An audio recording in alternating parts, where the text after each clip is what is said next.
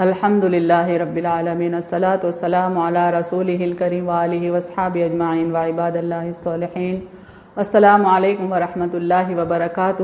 یسرنا القرآن نام کے اس آسان تفسیر کا لیسن نمبر 2.55 ہے، یعنی دوسرے سورہ کا 55 لیسن، اور اس کا تھیم ہے سورہ بقرہ آیت نمبر 49۔ ٹاپکس کورڈ اس طرح سے ہیں: سب سے پہلے word by word and phrase by phrase translation, اس کے بعد کامنٹری یعنی تفسیر، آخر میں کچھ امپورٹنٹ پوائنٹس، ایکنالجمنٹ اور ریفرنسز۔ اعوذ باللہ من الشیطان الرجیم، بسم اللہ الرحمن الرحیم۔ وَإِذْ نَجَّيْنَاكُم مِّنْ آلِ فِرْعَوْنَ يَسُومُونَكُمْ سُوءَ الْعَذَابِ يُذَبِّحُونَ أَبْنَاءَكُمْ وَيَسْتَحْيُونَ نِسَاءَكُمْ وَفِي ذَلِكُمْ بَلَاءٌ مِّن رَّبِّكُمْ عَظِيمٌ۔ لفظی ترجمہ نیچے دیکھیں۔ وَإِذْ، اس کا روٹ ورڈ ہے الف ذال سے، معنی اور جب، انگلش میں اینڈ وین۔ نجیناکم، روٹ ورڈ ہے نون جیم واو سے، معنی ہم نے تمہیں نجات دی، وی سیوڈ یو۔ من، روٹ ورڈ میم نون سے ہے، معنی سے، فرام ان انگلش۔ آل فرعون، یہ کامبینیشن ہے آل کا اور فرعون کا۔ آل کا روٹ ورڈ ہے الف واو لام سے، معنی آل، اس کی تشریح ہم آگے دیکھیں گے۔ فرعون کا روٹ ورڈ ہے فا رو عین سے، معنی فرعون، انگلش میں پیپل آف فیرو۔ یسومونکم، روٹ ورڈ ہے سین واو میم سے، معنی وہ تمہیں دکھ دیتے تھے، انگلش میں who were afflicting you with۔ سوء، روٹ ورڈ ہے سین واو حمزہ سے، معنی برا، تکلیف دہ، ناگوار، انگلش میں ہاربل۔ العذاب، روٹ ورڈ ہے عین ذال با سے، معنی عذاب، تکلیف، انگلش میں پنشمنٹ یا پنشمنٹس۔ یذبحون، ذال با ہا سے روٹ ورڈ ہے، معنی ذبح کرتے تھے، انگلش میں slaughtered یا used to slaughter۔ ابناءکم، روٹ ورڈ ہے با نون واو سے، معنی تمہارے بیٹے، انگلش میں your sons۔ ویستحیون، روٹ ورڈ ہے ہا یا سے، معنی اور زندہ چھوڑ دیتے تھے، انگلش میں and let leave۔ نساءکم، روٹ ورڈ ہے نون سین واو سے، تمہاری عورتیں، انگلش میں your women۔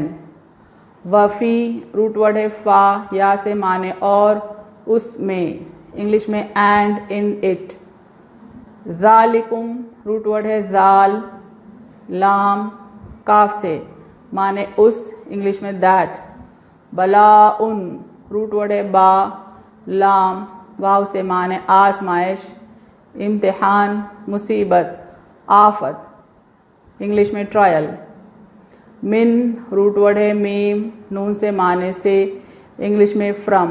ربکم، روٹ ورڈ ہے را با سے، معنی تمہارا رب، انگلش میں your lord۔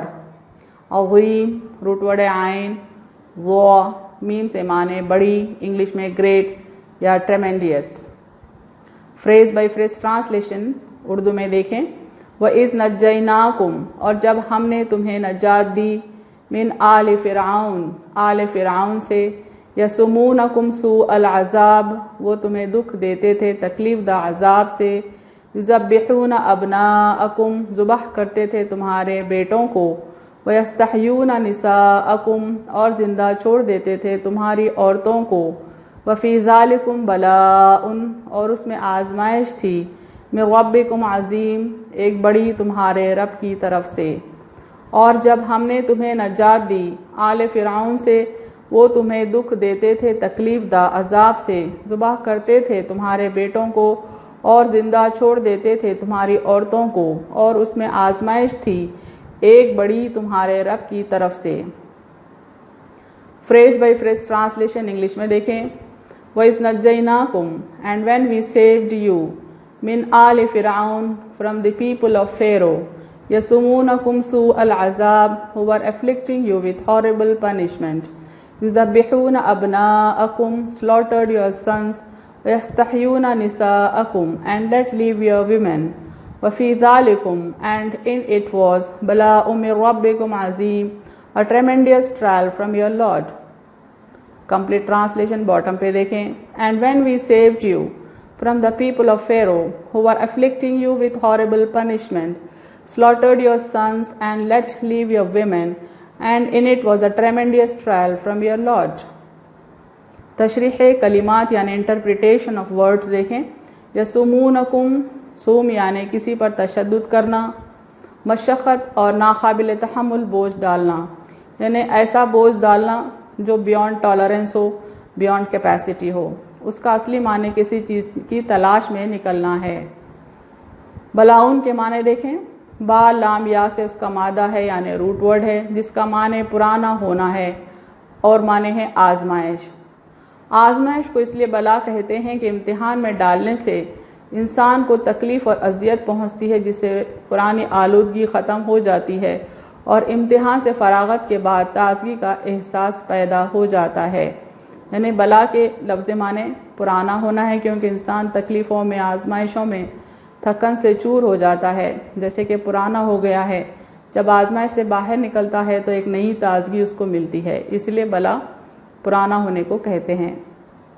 दुख दर्द को भी बला कहा जाता है, क्योंकि वो इंसान को पुराना कर देता है, जिससे वो नकाहत यानी कमज़ोरी महसूस करता है. आल के माने देखें. लफ्ज़ आल औलन से है, माने रुजू करना, किसी को अप्रोच करने के माने आल के हैं. आल और अहल में फ़र्क है, दोनों में डिफरेंस होता है. आल की इजाफत नाम व लक़ब के साथ होती है, यानी आल उम्मन अटैच होता है किसी के नाम के साथ या किसी के टाइटल के साथ, जैसे आले मोहम्मद सल्लल्लाहु अलैहि वसल्लम व आले मुस्तफ़ा सल्लल्लाहु अलैहि वसल्लम. नकीरा की तरफ इसकी इजाफत नहीं होती. नकीरा कॉमन नाउन को कहते हैं. आल कभी कॉमन नाउन के साथ अटैच नहीं होता, लिहाजा आलू रजुलिन, रजुल यानी आदमी, आलू रजुलिन नहीं कहा जाता, जबकि अहलू रजुलिन कहा जाता है. यानी जब कॉमन नाउन हो तो साथ में अहल लगाएंगे, आल नहीं लगाएंगे. ज़मा व मकान की तरफ आल की इजाफत नहीं होती, यानी ज़माने के साथ आल अटैच नहीं होता, किसी मुकाम के साथ भी आल अटैच नहीं होता. चुनांचे आलू ज़मानिन, आलू मदीनतिन कहना गलत है, जबकि अहलू ज़मानिन, अहलू मदीनतिन कहना दुरुस्त है. मज़ीद तशरीह देखते हैं आल की. करीबी और सगे रिश्तेदारों को आल कहते हैं, जैसे खौल खुदाबंदी है. फ़क़त आतईना आल इब्राहीम अल किताब वल हिकमतुन, हमने आल इब्राहीम को किताब व हिकमत अता की. एक और जगह फरमाया वक़ाल रजुलुम मुमिनुम मिन आल फ़िरऔन यक्तुमु ईमानहु, और आल फ़िरऔन में से एक मोमिन जो अपना ईमान छुपाए हुए था कहने लगा. यानी फ़िरौन के दरबार में एक शख्स ऐसा भी था जो अपना ईमान छुपाए हुए था और वो फ़िरौन के रिश्तेदारों में से था, तो उसको भी अल्लाह ने आल कहा, जबकि उसका अक़ीदा फ़िरौन का अक़ीदे से मैच नहीं होता था. यहाँ एक मोमिन मर्द को फ़िरौन का करीबी रिश्तेदार होने की वजह से आल कहा गया, जबकि इसका अक़ीदा फ़िरौन से मुख्तलिफ था. मज़ीद आल की तशरीह देख रहे हैं हम. लफ्ज़ आल उस शख्स के लिए इस्तेमाल होता है जो ख़राबत या दोस्ती की वजह से उसके साथ मखसूस हो, यानी किसी से दोस्ती है और करीबी रिश्तेदारी है तो उसके लिए आल यूज़ होता है. आल दीनी और फ़िक्री ख़राबत के मानों में भी इस्तेमाल होता है, यानी अगर फ़ेथ सेम है, कॉमन है, दीन एक ही दीन है, एक ही मज़हब है, तो भी आल इस्तेमाल होता है. वइज़ अंजयनाकुम मिन आल फ़िरऔन, मिसाल के तौर पे बताया गया. यहाँ पे अल्लाह ताला फरमाते हैं कि हमने तुम्हें नजात दी आल फ़िरऔन से.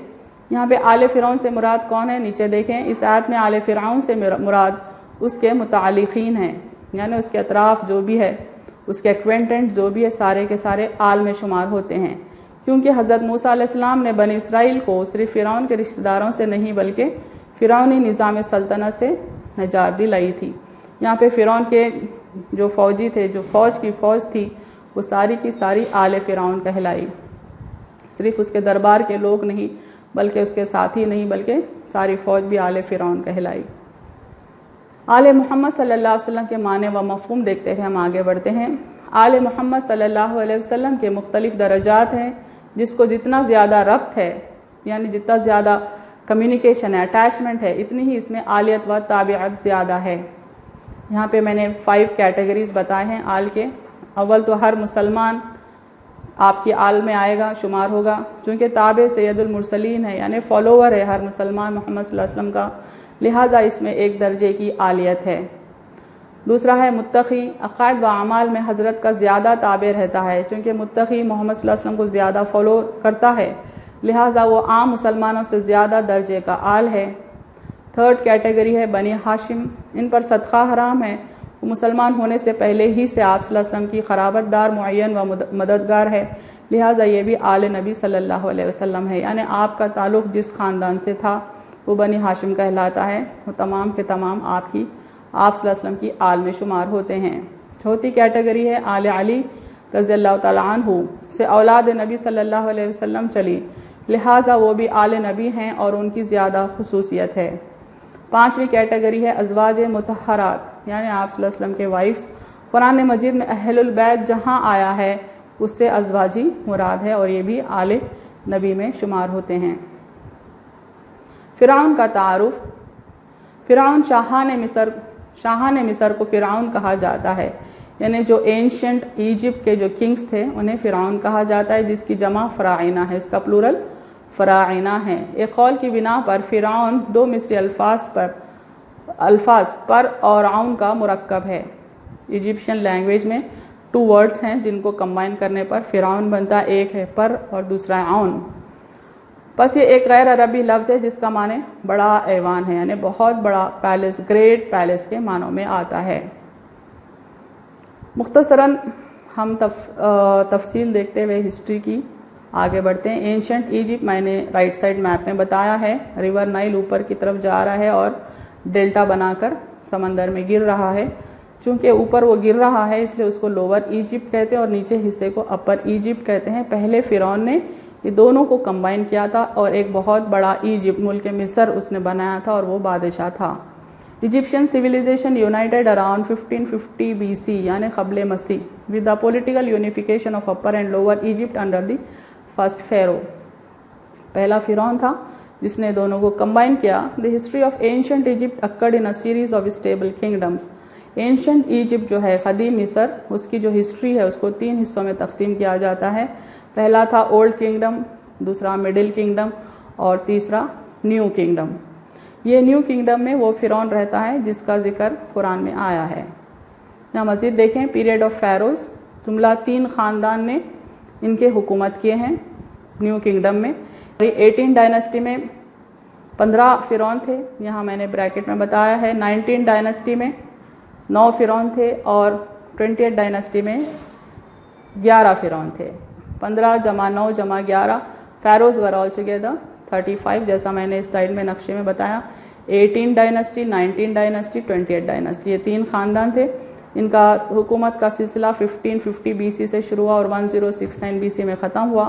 یہ جملہ 581 ایئرس انہوں نے حکومت کی. Approximately 581 years they have ruled. That is from 1550 BC to 1069 BC from Ahmose I to Ramesses XI. یہ ان کا پہلے بادشاہ کا نام ہے احموس I اور آخری بادشاہ تھا رامسس 11. اب یہاں پہ وہ پیلس کی شکل بتائی گئی ہے، فوٹو بتائی گئی ہے جو آثار قدیمہ میں شمار ہوتے ہیں. The title originates in the term pra which means great house. جیسا ابھی میں نے اردو میں بتایا، pra کا مطلب ہے great house and describes the royal palace. یہ تھا royal palace. The title of pharaoh started being used for the king during the new kingdom, specifically during the middle of the 18 dynasty. 18 dynasty کے 10ویں فرعون کو یہ لقب پڑا ہے چونکہ یہ محل بہت بڑا تھا، جیسا میں نے نیچے بتایا ہے 10 اسکوائر کلومیٹرز جس میں شہر حیدرآباد سما جاتا ہے، اتنا بڑا تو ان کا محل تھا اور یہ محل کے نام سے مشہور ہو گئے. یہ بادشاہ لوگ دوسرے بادشاہ جب کبھی انہیں خط لکھتے تو بادشاہ کے نام سے مخاطب کرنے کے بجائے محل کے نام سے مخاطب کرتے، اسی لیے ان بادشاہوں کا نام فیرو پڑ گیا. اور یہ عروج کا دور تھا ان کی بادشاہت کا، یہی تھا. اور ان کا محل بھی اس قدر بڑا تھا کہ انسانی تاریخ میں اس سے زیادہ بڑا محل کسی اور بادشاہ نے نہیں بنایا. 35 فرعونوں میں سے جو فرعون موسیٰ علیہ السلام کے دور کا تھا اس کو تلاش کرنے کی، آئیڈینٹیفائی کرنے کی کافی تحقیق ہوئی، اس پر کافی ریسرچ ہوئی ہے. فائنلی یہ کنکلوڈ کیا گیا ہے کہ Ramses II was the pharaoh of Moses period. تو مختصراً تفصیل دیکھ کے ہم آگے بڑھتے ہیں. Ramses II was known as Ramses the great, کیونکہ اس سے زیادہ طاقتور بادشاہ ساری فرعون کی نسل میں کوئی نہیں تھا. رامسس II رولڈ ان دا 19th ایجپشین ڈائنسٹی، 3 خاندانوں میں سے بیچ کے خاندان سے تعلق رکھتا تھا. Name of the previous pharaoh Seti I، اس کے فادر کا نام سیٹی I تھا. Years of reign 1279 BC to 1213 BC. جملہ یہ 66 ایئرس حکومت کیا، اس سے زیادہ حکومت کوئی اور فرعون بادشاہ نے نہیں کیا. سکسیڈیڈ بائی، اس کے بعد اس کا بیٹا 13 سن تھا، اس نے حکومت کیا، اس کا نام تھا میرمتا، اور اس کا لائف اسپین 93 ایئرس تھا جیسا نیچے بتایا گیا. 1303 to 1213 BC، ٹوٹل 93 ایئرس یہ زندہ رہا. فادر کا نام سیٹی I، مدر کا نام کوئن تویا، چیف وائف نیفتری تھی. اس کے 200 بیویاں تھے تقریباً، جس میں چیف وائف کا نام نیفتری تھا. Children he was believe to have over 100 children, اس کے 100 سے زیادہ بچے تھے، لیکن شروع میں اس کے بچے پیدا ہونے کے بعد مر جاتے تھے، جس کے باعث اس نے موسیٰ علیہ السلام کو اڈاپٹ کیا تھا. آگے چل کے اس کے بچے زندہ رہے اور انہیں غرق ہونے کے بعد اس کا بیٹا ہی بادشاہ بنا. تفسیر ابن کثیر دیکھتے ہیں مختصراً کہ فرعون کون تھا. قدیم مصر یعنی اینشنٹ ایجپٹ کے جتنے بادشاہ و ممالک گزرے ہیں وہ کفار میں سے تھے، یعنی سب کے سب کفار تھے. ان سب کو فرعون کہا جاتا تھا. اس فرعون کا نام ولید بن معصب بن ریان تھا، بعض نے معصب بن ریان بھی کہا ہے. یملیخ بن عود بن ارم بن سام بن نوح کی اولاد میں سے تھا، یعنی یہ نوح علیہ السلام کا ڈسینڈنٹ تھا. اس کی کنیت ابو مرہ تھی، یعنی اس کا ٹائٹل ابو مرہ تھی. اصل میں استخر کے فارسیوں کی نسل سے تھا، یعنی وہ مصر کا رہنے والا نہیں تھا بلکہ پرشین نسل کا تھا. اللہ کی پھٹکار اور لعنت اس پر نازل ہوئی. تفسیر آیت دیکھتے ہیں. مصر میں بنی اسرائیل کی آبادی حضرت یوسف علیہ السلام کے سبب ہے جو فلسطین سے وہاں پہنچے.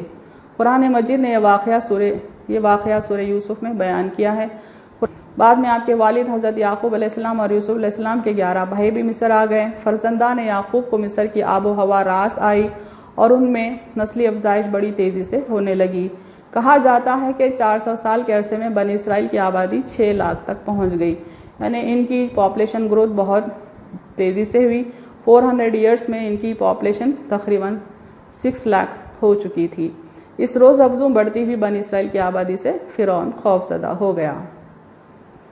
مزید یہ ایک تو ان کی پاپولیشن سے ڈرا ہوا تھا، دوسرا یہ خواب تھا اس کا جو یہاں بیان کیا گیا ہے. فرعون نے خواب دیکھا تھا کہ بیت المقدس کی طرف سے ایک آگ بھڑکی جو مصر کے ہر قطبی کے گھر میں گھس گئی اور بنی اسرائیل کے مکانات میں وہ نہیں گئی، جس کی تعبیر یہ تھی کہ بنی اسرائیل میں ایک شخص پیدا ہوگا جس کے ہاتھوں اس کا غرور ٹوٹے گا، اس کے خدائی دعوے کی بدترین سزا اس کو ملے گی.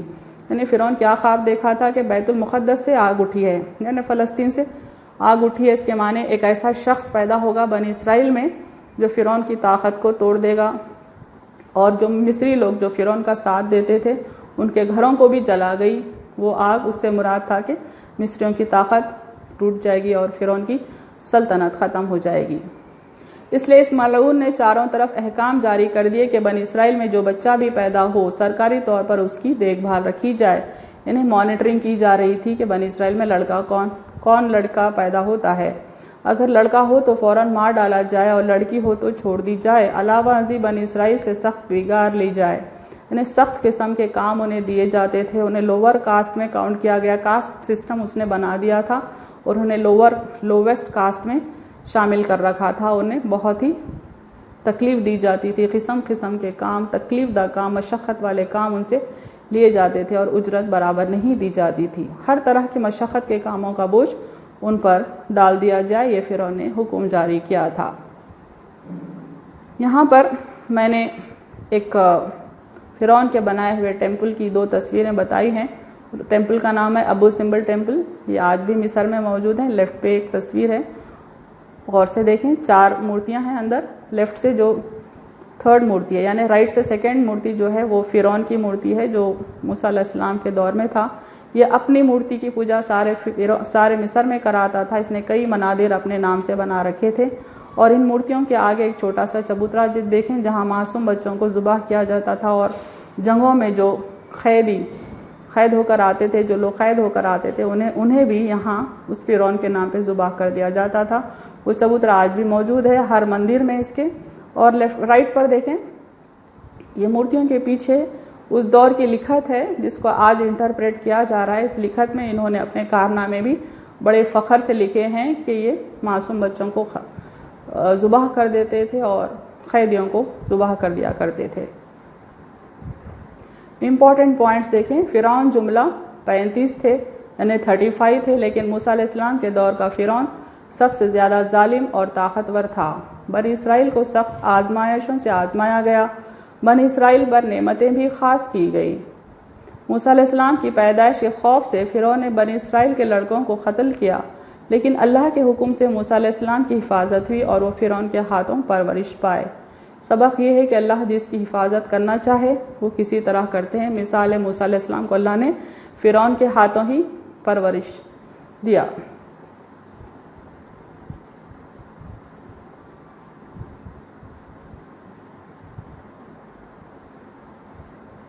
وآخر دعوانا ان الحمد للہ رب العالمین۔